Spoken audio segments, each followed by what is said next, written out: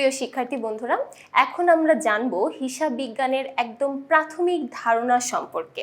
তো আমরা যদি হিসাব বিজ্ঞান সম্পর্কে একটু আলোচনা করতে চাই, হিসাব বিজ্ঞান হচ্ছে এমন একটা জ্ঞান ব্যবস্থা বা এমন একটা হিসাব ব্যবস্থা যেখানে আমরা আমাদের একটা ব্যবসা প্রতিষ্ঠান সম্পর্কিত যাবতীয় হিসাবের তথ্য বা আর্থিক অবস্থার তথ্য সম্পর্কে ধারণা পেতে পারি। তাই হিসাব বিজ্ঞানকে আমরা তথ্য ব্যবস্থা বলে থাকি। এছাড়াও আমরা আরও কিছু হিসাব বিজ্ঞানের তথ্য দেখে নিই। যেমন প্রথমে বলা হয়েছে হিসাব বিজ্ঞান হচ্ছে ব্যবসায়ের একটি প্রক্রিয়া।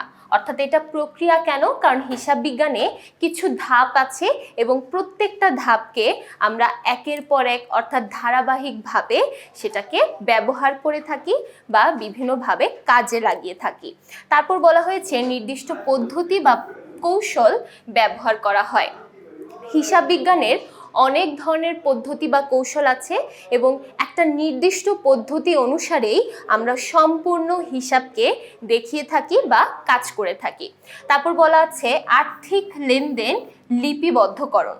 আমরা হিসাব বিজ্ঞানের মাধ্যমে শুধুমাত্র একটা ব্যবসা প্রতিষ্ঠানে যাবতীয় আর্থিক লেনদেনগুলোকেই লিপিবদ্ধ করে থাকি। এরপর বলা হয়েছে আর্থিক লেনদেন শ্রেণীবদ্ধকরণ। তার মানে কোন আর্থিক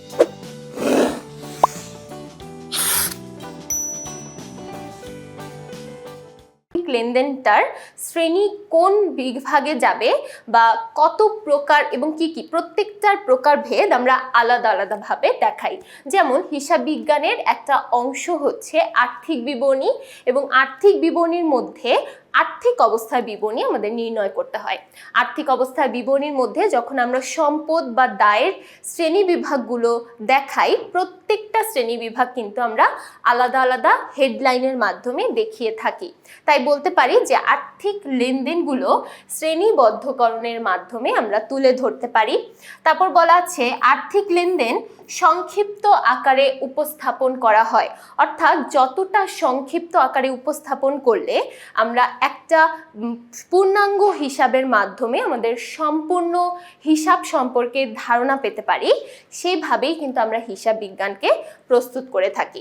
তারপর বলা আছে ব্যবসায় প্রতিষ্ঠানের প্রয়োজনীয় সিদ্ধান্ত গ্রহণে সহায়ক হিসেবে কাজ করে থাকে। এরপর বলা হয়েছে ব্যবসা প্রতিষ্ঠান বা অন্যান্য প্রতিষ্ঠানের পূর্ণাঙ্গ আর্থিক ব্যবস্থা সম্পর্কে বা আর্থিক অবস্থা সম্পর্কে আমরা ধারণা পেতে পারি। এবং সর্বশেষে বলা হয়েছে অভ্যন্তরীণ এবং বাহ্যিক পক্ষগুলো ব্যবসা প্রতিষ্ঠানের ব্যাপারে জানতে পারে। তার মানে আমাদের ব্যবসা প্রতিষ্ঠানের কোনটি অভ্যন্তরীণ পক্ষ বা কোনটি বাহ্যিক পক্ষ, এই দুইটা আলাদা আলাদা পক্ষ সম্পর্কে ধারণা পেতে পারি আমাদের এই হিসাব বিজ্ঞানের মাধ্যমে। তাহলে এই ছিল আমাদের হিসাব বিজ্ঞান সম্পর্কে প্রাথমিক কিছু ধারণা। আশা করছি হিসাব বিজ্ঞান কি এবং কিভাবে এটি কাজ করে সেটা সম্পর্কে আমরা সকলেই বুঝতে পেরেছি।